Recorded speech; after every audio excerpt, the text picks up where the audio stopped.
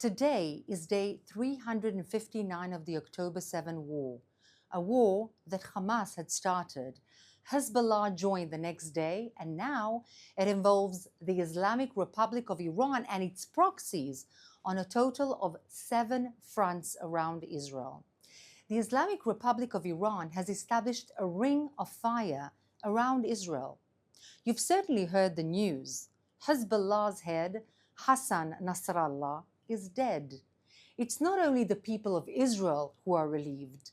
Actually, many throughout the Arab world are celebrating. After news of Israel's Friday strike on Hezbollah's leader spread, parties erupted in the streets of cities in Syria.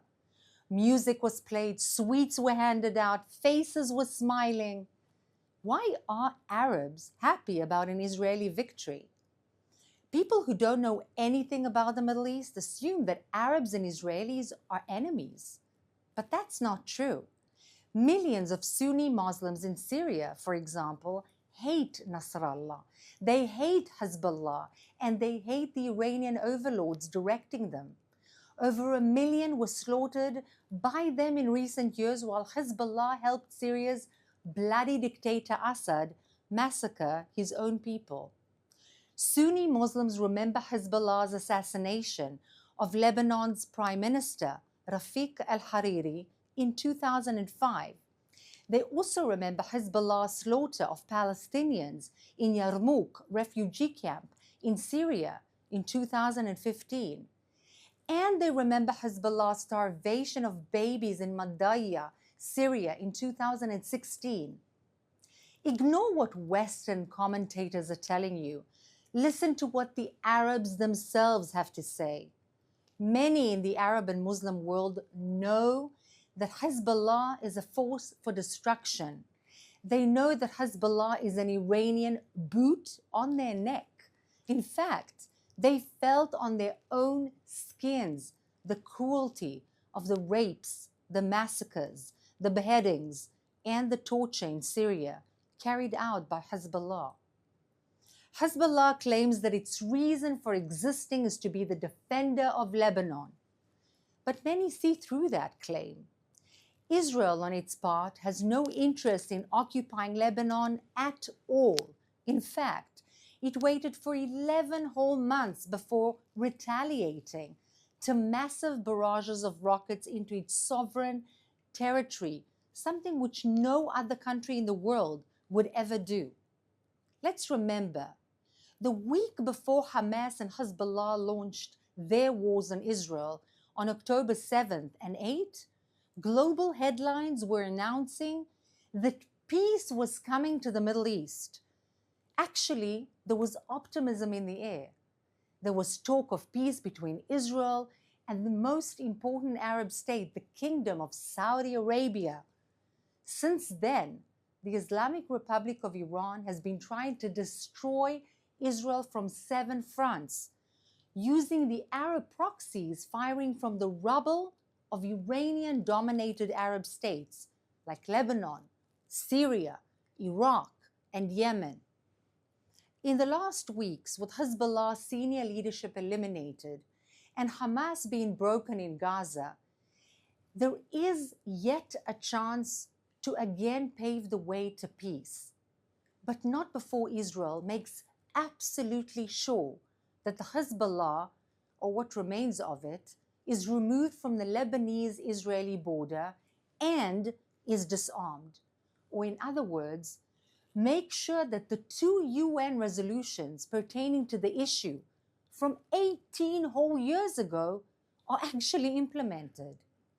President Biden released a statement after Nasrallah's death, and he said that Israel's strike on Nasrallah was a measure of justice for his many victims, including thousands of Americans, Israelis, and Lebanese civilians.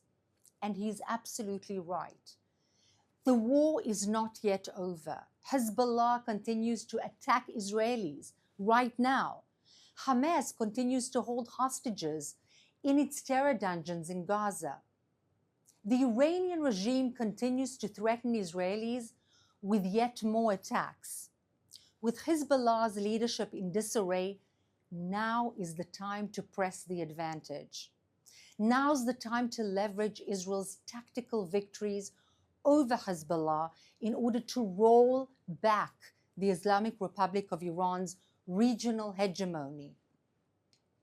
All countries of the world must stand behind Israel and its Arab partners in the region as they beat back the Iranian regime and forge a new future. Now let's take some questions from our audience watching live on social media.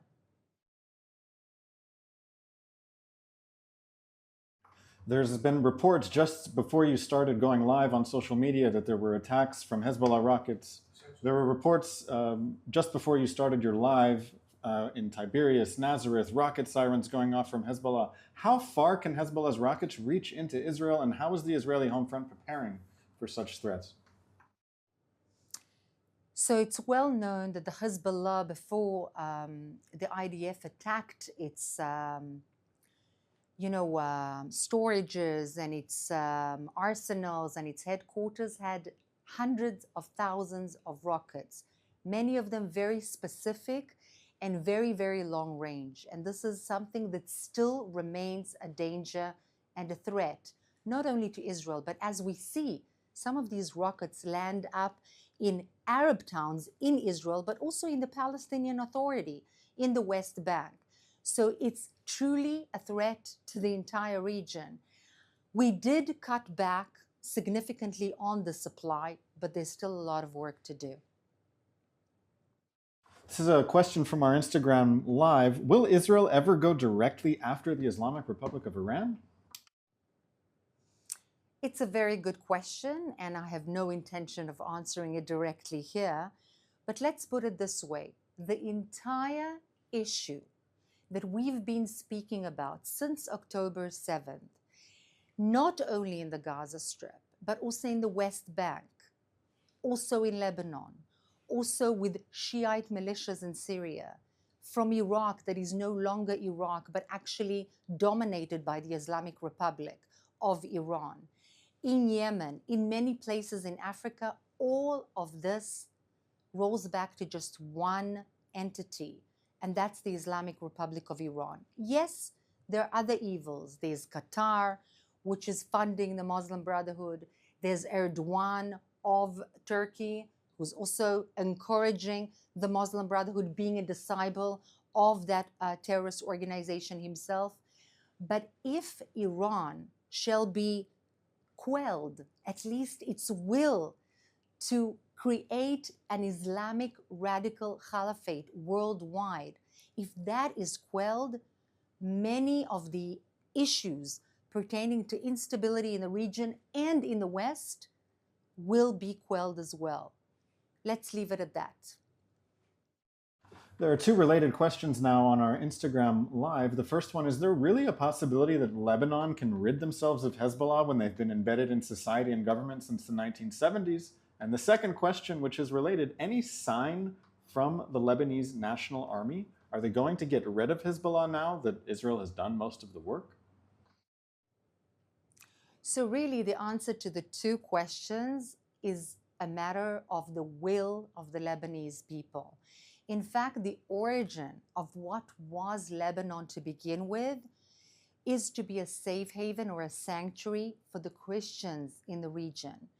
The Christians welcomed in the Muslims, and slowly but surely they grew in number and they actually became less pleasant, less polite, and more aggressive. And then the Shiites came in, as you yourself had asked, in the 1970s and began to overtake and basically hold the Lebanese captive. Is it manageable? Is it something that can be taken out of society? Yes, of course it can. It's not going to be easy. They're not going to let go very easily. But a lot of the work has already been done. There's still much to do. But the fate of the Lebanese people is, at the end of the day, in the hands of the Lebanese people and the Lebanese army, which will do well to take the reins of what is happening and to rule their own country. But of course, we shall have to wait and see how willing they are to do so. Shortly before your briefing began, the IDF published a press release saying that it conducted a precise strike in the Dahya area of Beirut. Can you say a few words about what the Dahya area is? Certainly.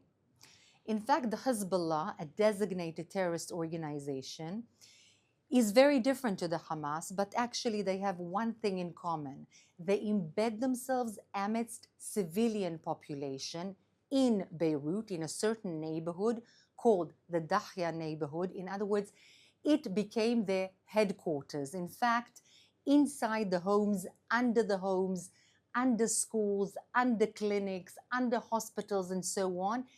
In other words, under civilian population and amidst civilian population, they embedded their terror cells and terrorist activity, thereby endangering the very population which they claim that they defend. And that's exactly what the Hamas is doing in the Gaza Strip. That is the modus vivendi of the operation of a terrorist organization which is radical Islamist, whether it's Hezbollah, Shiite, or Hamas, which is Sunni. But they both use the actual population, the civilian population, as human shields, which is terrible.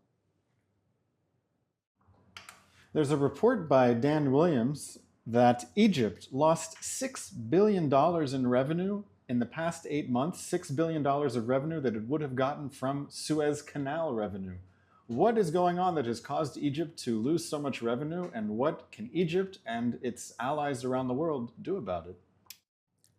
So one of the things that have happened because of the instability in the region, plus the Iranian regime's backed Houthi fighters who have been actually targeting a lot of the shipments going through the canal, but also to the area in general, was the fact that Egypt was losing a lot of income. And for Egypt, this is critical because it's a 100 million person republic in a very bad economic status. And of course, tourism is not exactly booming when there are wars and instability, not to mention the loss of revenue because of the lack of passage through that canal. So Egypt is very, very upset by what is going on and very upset by the war in general. Can this be fixed? Of course. Very clear red lines need to be shown to the Houthis in the tactical manner. But again, I come back to what I said again and again before. The head of the snake is the Islamic Republic of Iran. They had armed, trained, encouraged the Houthis in Yemen, created havoc in Yemen itself, and created havoc in the entire region, including the economic stability of Egypt. By the way, the United States just passed Egypt $1.3 billion US and wavered what it before actually was adamant to receive, a notification that issues of humanitarian equality and standards were being upheld by the Egyptian regime. Now the US wavered that, most probably because of the economic instability that Egypt has found itself in following this particular war and event. We have viewers watching from all around the world. That includes Lebanon and Lebanese people who are living all around the world. What is your message? This is our final question. What is your message to the people of Lebanon at this time?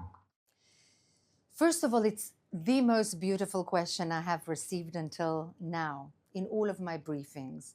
And it's an amazing opportunity to really, from my heart, say that Israel is not at war with the Lebanese people. It never was, and it never will be.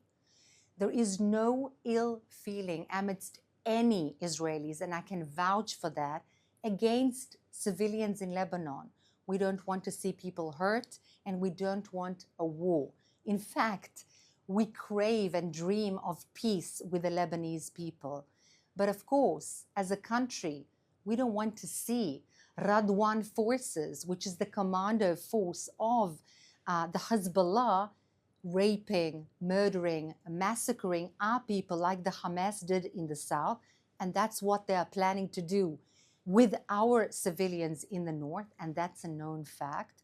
Plus, we cannot take that rockets are being thrown at us all the time, unprovoked.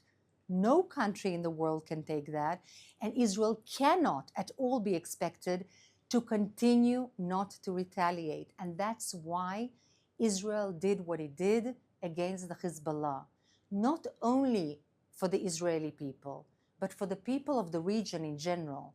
And inshallah, we'll have more warm words to say to one another in the future. Thank you so much for joining today. And yes, we'll be back again, as always, tomorrow at 3 p.m. Israel time.